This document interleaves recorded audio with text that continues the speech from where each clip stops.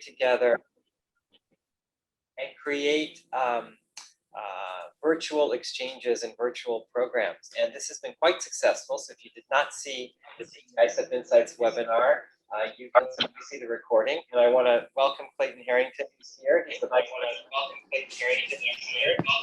President at IKEA, and he's there representing IKEA. And Clayton, as some of you know, used to be one of our colleagues here at ISEP. So you never really leave ISEP. You only continue to work with us in another way, right? So thank you, Clayton, and it's wonderful to see all of you at NAFSA. This is the most casual I've ever dressed for a NAFSA event. I mean, I've never been to a NAFSA event without a tie, so this is really lovely. And anyway, it's great to have you all here and see all of your faces from around the world, and to welcome our IKEA colleagues. And I hope that the next time it will be in person.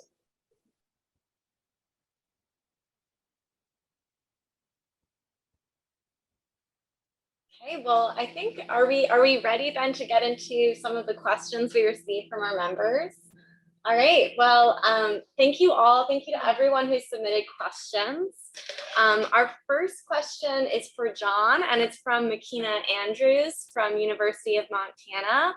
And Makina's wondering how ISEP began and what its origins are. Some of you who've been around a while may know this. ISEP was founded in 1979 at Georgetown University, which is just across the river from us here. And so ISEP was actually International Student Exchange Programs, was the International Student Exchange Office of Georgetown University for many years. And we were founded by a grant through the US Information Agency, which no longer exists anymore. It was part of the State Department. And it was fully funded. So there were no member dues back then because the US government was paying for all of it. And then in 1997, when the funding ended for that, for those initial grants, then the member community took on the responsibility for maintaining the organization, and ISEP became independent. So in 1997, we became a completely independent nonprofit, the organization that you know today, and we've grown since to be a membership community of over 350 members in over 60 countries at this point. So that's a little bit of the history. And my predecessor, Marianne Grant, wrote a book, which we will be working on publishing through Amazon Publishing very soon, about the history of ISEP and its initial origins. So thank you for that question. Awesome. And Makina had also asked, will Joey be releasing his ISEP jingle? So definitely stay tuned to towards the end of our coffee hour to hear a bit of that. So we're really excited for that. Our next question is from Diana Valdez at Texas A&M International.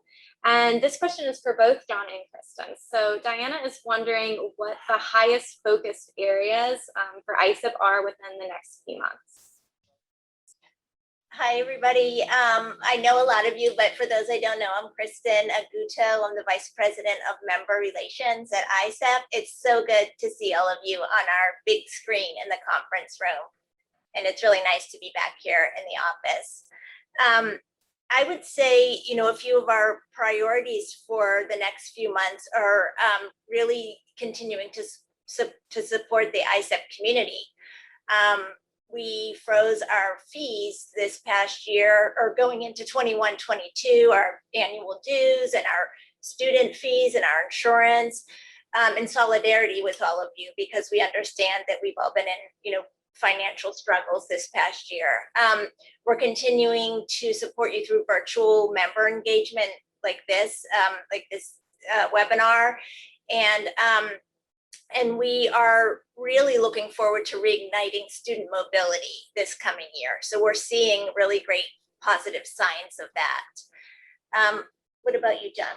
Yeah, just building on what Kristen said, I want to thank everybody. We had over 95% of the ISEP membership community renewed.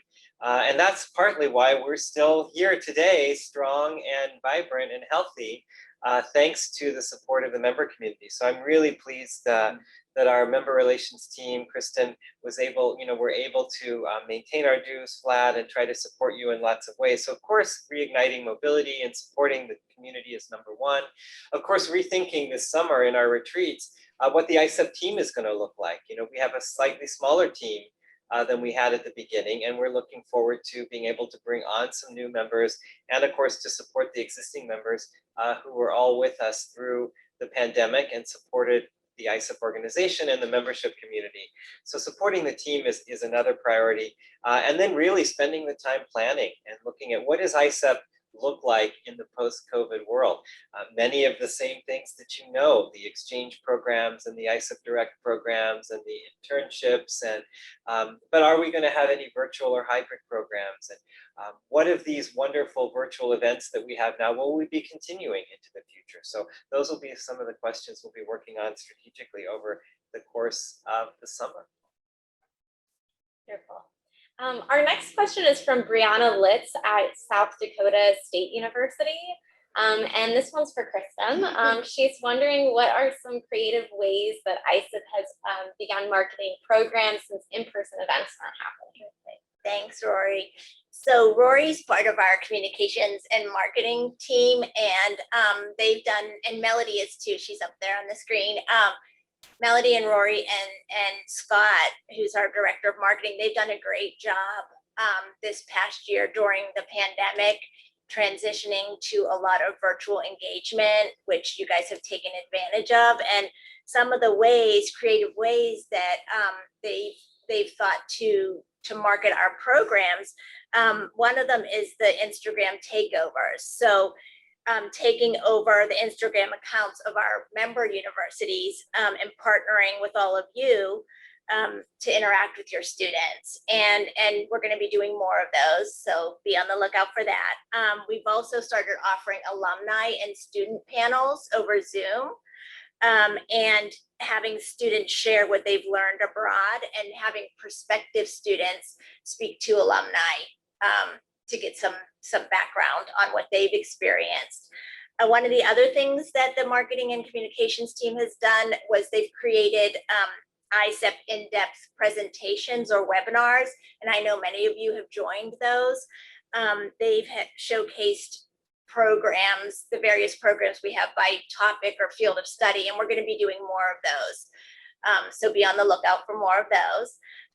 One of the other initiatives was the Digital Ambassador Program, and where students posted about their experiences on their own social media accounts, and this helped more students and more ambassadors to reflect on their own experiences while helping other students as well. So those are some of the ways that our team's been really creative this past year, and I hope that you were all took advantage of some of those, and if you haven't, that you will when they come back around.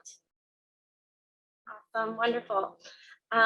So our next question is for John, and it's from Maria Jose at Universidad Complutense de Madrid. And the question is, will the majority of American universities be in person, or what do we know about that for this upcoming fall semester? Buenas tardes, España. Good to see my colleagues in Spain. So the short answer is we do believe most US universities will have classes in person. The little bit of the longer answer is, many of you know, the US is welcoming international students officially. They can come to the United States. And in many states in the United States, international students will be able to get the vaccine if they don't have it. And so that's also really interesting. A lot of international folks coming to the United States are able to get access to the vaccine. And then the other complicating factor is that the United States State Department did increase the travel warning. So, and that's the measure that most US universities use, is the level of travel warning. And they moved it to a 4, which is the highest. Many colleges in the United States officially say, well, you know, a level 4, we don't allow people to travel. But what's gotten complicated is the State Department also said, well, we're not necessarily saying don't travel, even though we've raised the warning. And they've suggested that universities might need to make their own decisions, keeping in mind the level 4, but also other factors, such as what other countries are doing. So with that in mind, many colleges and universities now have adopted a more flexible attitude. And the short answer then is that we think, in fact, most colleges and universities in our network, but we're going to ask you. We'd like to see what you all are thinking. So I think Rory and Melody are launching a poll now, and I'd like to see what you all say here. And the answers are coming in.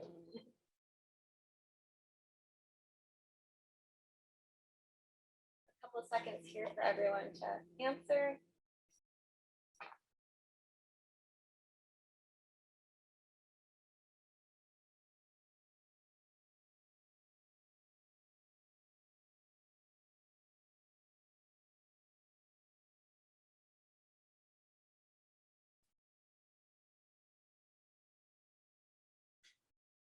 So it looks like about what I had said, the majority are saying yes. About 11% of you are not having mobility in-person classes this fall. No hay que caerle encima cuando estemos peleando porque And if you still uncertain, and then hay que sacarle esa huevadilla que tiene que se cree criatura todavía. Awesome. Okay, well, thanks for everyone for answering that poll. That's really good information. So our next question is for Kristen, and it's from Donna Warner at Western Connecticut State University. And Donna is wondering if there are new programs in the immediate future. Thanks, Rory. So we do have a couple of new programs and then some existing programs that I just wanted to talk about a little bit that have some new offerings. We're really excited to be soon launching the University of College Cork in Ireland. It's our first program in the Republic of Ireland. And as soon as we sign the MOU, we will be launching that. They're one of, UCC is one of the Ireland's leading research institutes. It's located in the south of Ireland, and they have a very comprehensive academic program and excellent student services. So we're really excited about that. University of Sussex in England joined this past year as an exchange member. They're a highly ranked research intensive institution located near Brighton in the south of England. So we're excited about starting exchanges with them as well. One of our new exchange members in the US is Goucher College. They're an internationally active liberal arts college with 33 majors to choose from, and they're right outside of Baltimore, Maryland, so close by here, close by our office. They do require that all their students, undergraduates, study abroad, and so we're really looking forward to having a pretty robust exchange of students with them. Then we have Morehouse College in Atlanta. They are a men's college. They were an affiliate institution. Now they've switched to become an exchange, a full exchange member. So they're a very highly ranked HBCU, and they'll be providing incoming students with an incredible academic and cultural experience. We do have several new affiliates, and our latest, I won't go through all of them, but our latest affiliate is the College of St. Scholastica in Minnesota. They are a doctorate granting liberal arts institution. So Zach's been working with them. We're excited for them to be sending out a good number of students on your ISEP direct programs. A couple of other quick options I wanted to mention is, as you know, we have a Barcelona service learning program that Maria, our resident director, and I think she's on here. Yeah, there she is. She has been organizing that in Barcelona. It's been so well received. It's quite popular. So she's been doing that virtually, and that will continue virtually into the fall. But also in the fall, we'll be having that Barcelona service learning program take place in person, and students will be able to receive credits for it through our School of Record, University of Minnesota. So that's very exciting. And Yonsei University in South Korea recently added a direct option to their exchange offerings, and that has been very popular as well. So that was a great addition. And for next summer, we're looking into offering our Ghana program in person next summer to the network. So be on the lookout for that. Right now we have semester in Ghana, and now we're looking at offering a summer program. So we're excited about all of those. So thanks for your question, Donna. Were you surprised, Kristen? I was surprised at the number during the pandemic of new affiliates and new members that have been contacting our member relations. Yes, yeah, and I guess the pandemic really made institutions reevaluate their exchanges and their programs. So we've had more than their usual amount of institutions contacting us to become exchange members and also affiliates. It's been an unusually high amount, which is good. Which is good. So our next question is for both John and Kristen, and it's from Sarah. And thank you, Sarah. Sarah Barr at Nebraska Wesleyan University. Who's also our host, one of our hosts today. So Sarah was wondering, what is bringing ISEP staff joy during the pandemic? And Kristen asked, we actually surveyed all of the ISEP team. Some of them are there. So give us a few of the others. We'll take turns here. Yeah, there were a lot of responses. So one of them was the staff said that just hearing from prospective students that how thankful they were that we were still moving forward with student mobility. You know, so many institutions had suspended it, and they were so thankful that ISEP was moving forward. And then also the staff was excited to be interviewing alumni during the Instagram takeovers and hearing great stories about their pre-pandemic and pandemic experiences. Another joyful event that took place this past year was all of the online social activities that brought our staff together. Rory and Melody created great virtual engagement for the team, and we came together for social hours and for lunch and learns. We learned more about each other personally. Yoga, meditation. Yeah, exactly. Yeah, and we just had a lot of fun together and had a new appreciation for each other. And Bailey, who I think is on here somewhere, she actually did a lunch and learn and brought her cat to that, and she talked about how to take care of her cat, which was very interesting. So we had some really fun lunch and learns. One other area of joy is bouncing up and down on a ball right now. You can see him. Michael says that the joy was the birth of his son, who's right there. You can see him. Vincent. And then give him a fist. So we've had births in the ISEP family, and that's been a source of joy too. And I think some people said that virtual dance classes and workshops were something that was a lot of fun. Some people taking a walk in the morning instead of having to fight traffic on the morning commute. So that's also a joy. I know Kristen has you always talk about that long commute. So, so that's been exciting. And Maria says many simple acts of kindness, like being asked how things are going in Barcelona by colleagues who've seen on TV what's going on in Spain, and people keeping track and taking care of one another in different parts of the world has been a source of joy as well. Yeah, and I would say one of the things that several staff members noted was how the ISEP community all of you really came together in this challenging time and supported each other and supported us. The understanding and the support of each other, we just felt like we were all in this together this past year, and so that was noted by several staff members. And some of our universities talked about how they saw ISEP as a creative solution during this time, which was really great for us to hear, and that because that's what we want to do for you. We want to provide solutions. We want to provide what you need, and we'll be talking more about that during this webinar. But one other thing that a fun thing that Joey mentioned, and he's probably on here somewhere, is that he has had more time to spend playing his guitar and piano, and sometimes singing along with that guitar. We're going to get to hear some of that. Yeah, we're going to hear some of that later. Yeah, but he said that's really helped him to get out of a slump, here and there during this past year, is being able to do that. So absolutely. So lots of really good things there from the team. Thanks for asking, Sarah. That was great. Thank you, Sarah. We love that question.